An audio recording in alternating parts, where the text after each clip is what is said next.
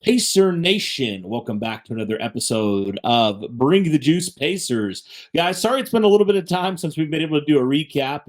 I know, Derek, life's kind of gotten in the way for both of us a little bit, so we haven't been able to cover the last couple games of the Pacers. But we're able to get this game since it is on a Thursday night, and the Pacers win. They snap their three-game losing streak, and they beat the 76ers by a score of 134 to 122. The Pacers go to 25-20 on the year. And Derek, this was a game where, Pascal Siakam's his second game as an Indiana Pacer at home. And the Pacers and he did not disappoint, right? Did not disappoint at all. The Pacers looked extremely good all night, really dominated this game from start to finish. Derek, I know that Philadelphia was out a lot of different guys in their lineup, but still, without Tyrese Halliburton, the Pacers continue to put up good performances, even in some of these losses. Even though they've lost some close games, the Pacers have been very competitive. And so to see what they did against the 76ers and Joel Embiid, who literally just dropped 70 earlier in the week. What are your thoughts on this game from the Pacers standpoint and just what they were able to do all night against the 76ers team that was kind of hot as of recent? Yeah, I mean, like you said, Sixers can't really say much because, again, you had your guy in Joel Embiid who is out there. I mean, we're missing Tyrese Halliburton. We still have yet to see a game in which Halliburton and Siakam have gotten to play at full strength with each other and be able to pull off a win. So, it's definitely been a little bit of an adjustment. We're just waiting for Halliburton to finally get back and be healthy. But like you said, Joel Embiid came into this game as one of the hottest players in the NBA right now. The dude is literally averaging like 34 points a game right now. This was in no means, shape, or form was it a bad game from Joel Embiid. But, you look at it just going into the middle of the third quarter, the dude only had 20 points. So it wasn't like as if Joel Embiid was dominating this game early. He kind of spaced his points out throughout this. So the Pacers really had a phenomenal game here, and we'll talk about it some more. But obviously, the MVP of the game, Pascal Siakam, good to see in his third game as a Pacer, already going out and doing the things that he does with a final stat line of 26 points, 13 rebounds, and 10 assists. That was only his sixth career triple-double, and he's gotten a triple-double in 3 games here with the Indiana Pacers. So he was a little bit of everything tonight. He was your scorer, he was your leading rebounder, and your leading assist guy while Tyrese Halliburton was out. So Siakam did everything tonight, and that is really great to see. If you are a Pacers fan, help the Pacers get to a 25-20 record.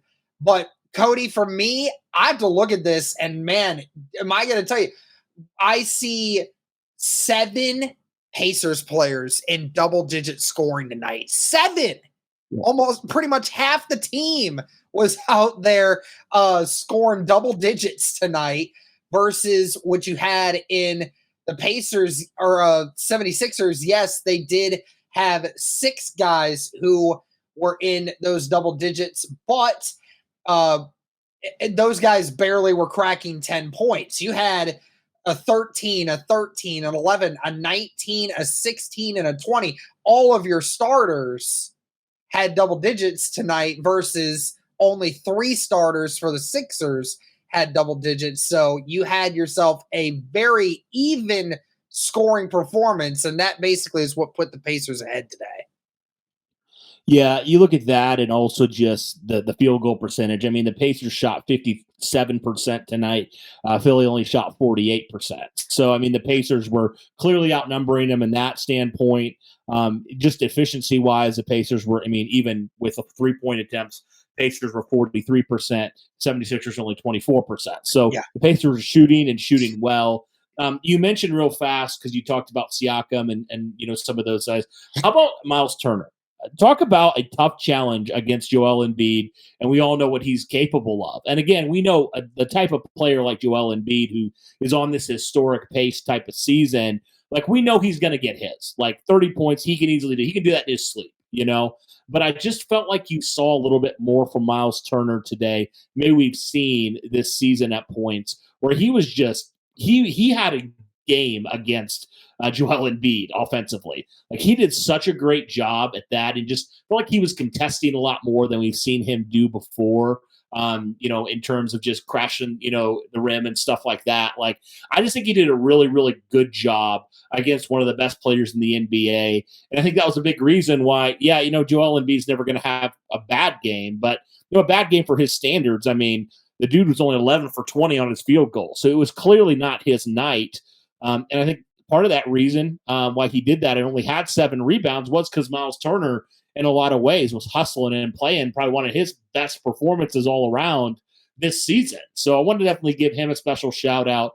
And you mentioned Pascal Siakam. I mean, it's just like, I kind of felt like, okay, he's getting acclimated. He's still kind of trying to figure things out. And it felt like tonight they finally just said, all right, you're an all-star. We're going to let you go be an all-star. We're going to put the ball in your hands, and we're going to trust that you're going to be the guy that's going to lead this squad tonight. And he really did.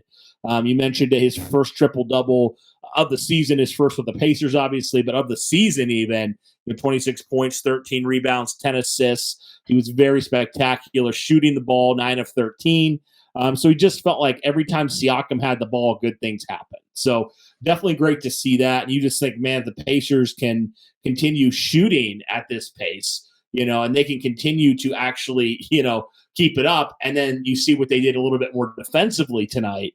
Like, how much better could it be moving forward, with getting Tyrese Halliburton back, probably not tomorrow night, but maybe the next game.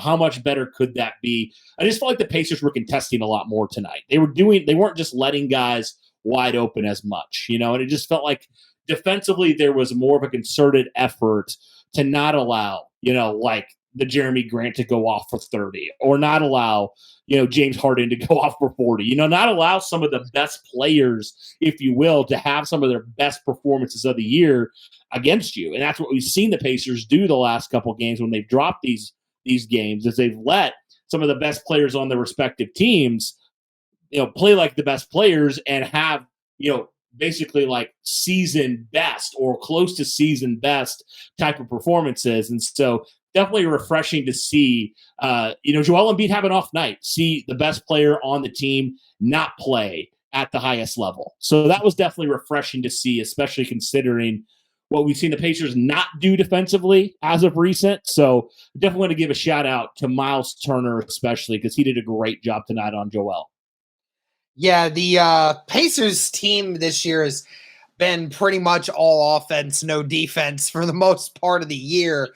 The foul numbers were insane. I mean, I had to look at those numbers again like several times when I was looking at it and saw that the 76ers had 43 free throw attempts.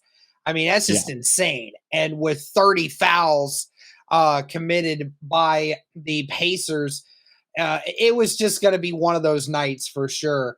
And, I mentioned Joel Embiid from the start. I mean, it felt like the points, it just didn't feel like from a whole team perspective, it felt like it didn't really do much. But that's the one thing about the Pacers that's so great this year, is even through injuries, even if a guy is having an off night, there's never a guy on this team that can't shoot the rock. I mean, there's guys that you're 8 or 9 deep and guys that can score over 10 a night. And I mean, that may not seem like a lot, Cody, but when you have, we all know your starters should all be able to score the basketball. But when your 8th or 9th guy on your bench is still able to score 10 points a night, any given night, then that is just something that other teams just don't have.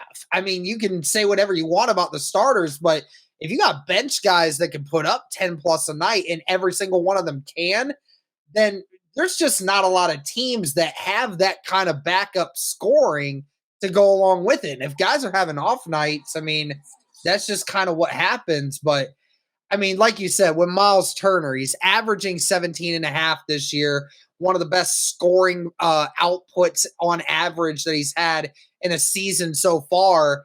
Is actually shooting his best this season over his entire career. He's shooting 52% from the field. So, I mean, this is a guy that definitely is not putting up astronomical stats, but he is running his role very well. He's averaging 2 blocks a game. He's shooting efficiently, finishing at the rim, and he's getting close to 20 a game. That's what you can ask for from a big man, an athletic big man.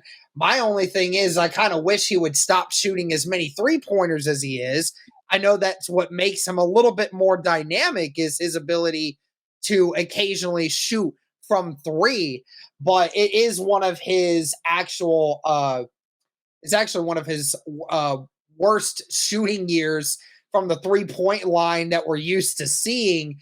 So, might be a situation where Miles might have to say maybe it is time to do a few less 3-pointers this year and try to do more inside the rim. But of course, that's what Siakam is there for now. But yeah, Miles Turner definitely filling in his role really well and didn't allow Joel Embiid in this game to be able to dictate on his terms on the inside.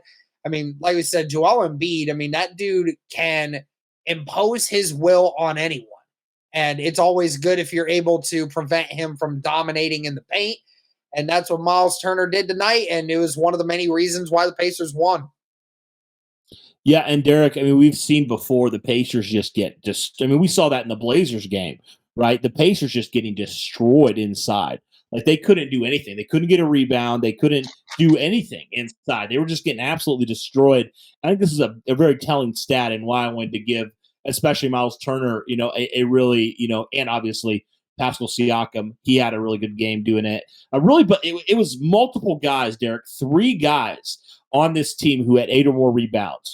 Talking about Turner, Siakam, and then one guy I don't think we haven't talked about yet, Aaron Nesmith. I thought he had a really good game tonight. Coming off the bench, I thought he played extremely well. 16 points, 8 rebounds, 3 assists, with 6 of 8 shooting. Made all 3 of his 3-point attempts.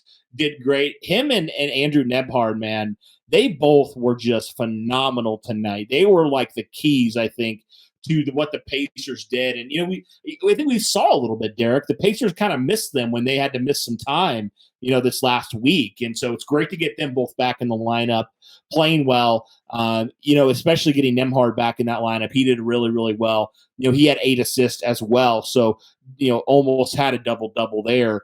But yeah, both those guys, I think, key guys for what the Pacers like to do, and definitely both of them had great shooting nights overall. So great to see that, especially Nesmith, shooting as well as he did, and 6 of 8 field goals, like I said, and 3 for 3. So really efficient night for him. Definitely great to see that.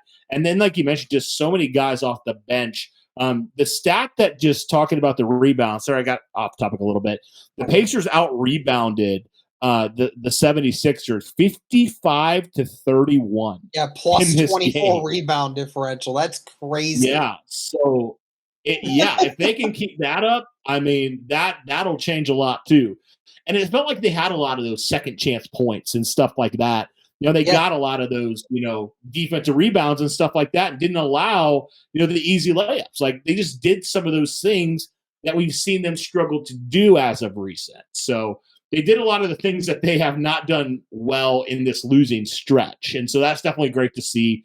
You mentioned Miles Turner. I felt like, while he did have still 6 attempts from beyond the arc tonight, it felt like he was smarter about when he was shooting. It feels like sometimes I've seen Miles Turner kind of get a little bit, reckless when it comes to shooting the threes. We know he can do it, but sometimes I'm just like, okay, like pass it off to like an actual like shooter from beyond the arc. But you know what? He did great tonight. 50% from the arc. You'll take that. But yeah, I think overall you just like what you saw from the Pacers tonight. Again, Philly was shorthanded, but again, so was Indiana. They didn't have their best players. So overall, good performance to see from them. Really looking forward to seeing what happens tomorrow night as they're facing Kevin Durant, the Phoenix Suns. That was a good game a couple of nights ago. We'll be really interested to see how that works out tomorrow night in Gainbridge Fieldhouse. But Derek, any last thoughts you have here on this game for the Pacers as they improve their win total now to 25? Great to see Siakam finally get a breakout game here. Great to see Indiana beat one of the better teams in the NBA right now. Like you said, we've kind of been on a little bit of the short end of the stick recently with some of these losses, but it's good to finally see him win one without Halliburton on the court.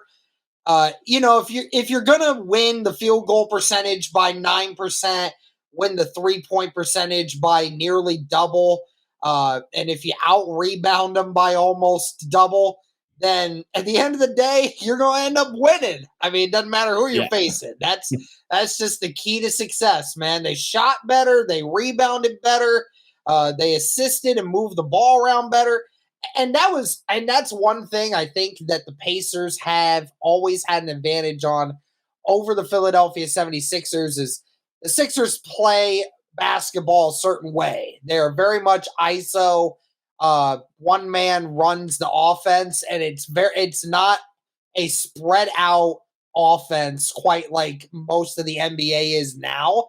So it works on some teams, and some teams it just doesn't. And especially with the Pacers, who like to run and play in transition, and are very quick to score. It can hurt a team like the Philadelphia 76ers in this regard when you got a Pacers team who can shoot the lights out of anything. So Pacers had a good game plan tonight, executed it. I love to see it. It doesn't matter how many times the refs try to screw the Pacers over. You're right. If you dominate in those things, it doesn't matter if they send Philadelphia to the line for 43 free throw. That's just crazy. 43 free throw attempts. That's insane. That's wild. I don't know, man. It feels and it's like funny because I turned that game on at the end, and I see Maxey get into the free throw line when Mathurin literally jumped away from the contact, and they still called him for a foul. And I hear him yell, "No fucking way!" He was beside himself. I mean, that's the state of the NBA with refs, bro. I'll tell you. Yeah, and again, you see Pascal Siakam get form tackled, but apparently it's a jump ball. Like, what are we doing, refs? Let's get serious here. It's bad, man. There's a vendetta against the Pacers, dude. I'm telling you. I swear. I've seen people say as soon as Siakam gets here, he's going to get screwed over, and that's what's been happening, man. That's what's been happening lately. It's so frustrating to see that, like, small market teams clearly getting screwed over by NBA officiating. It's ridiculous. But nevertheless, the Pacers were able to take care of business. And now, Derek, we can finally stop seeing those stupid stats of, Pascal Siakam is now 0-3 as a Pacer. Like, I'm so tired of seeing that crap. Those are so – I love stats as much as the next guy, but those are so misleading and so much like just clickbaity type of things. So just happy to see that we don't have to see the Pacers are still winless without Pascal Siakam. And he went out there and he proved it, man, and he made sure that everybody remembered his name tonight, especially the 76ers. So great to see from that. But, guys, let us know your overall thoughts on the Pacers win tonight. And what are your thoughts tomorrow night? Do you think the Pacers can take care of business against Kevin Durant and the Phoenix Suns at home? Let us know all those things. Derek, it's crazy to me because I was just looking out of curiosity how far the channel has come already. A little over a week. And Derek, we're nearly to 400 subs already, which is just incredible. So thank you, Pacer Nation. We greatly appreciate that. And keep the train rolling here. Like I said, we're going to continue to try to get out as much content as we can. Obviously, there's going to be certain nights where we're not able to because different stuff happened, but we're going to try to be as consistent as possible. So be sure to turn on the notification bell so you know when we drop fresh content just like this. But other than that, that'll do it for this one, guys. Thank you so much for tuning in. And as always, guys, go Pacers.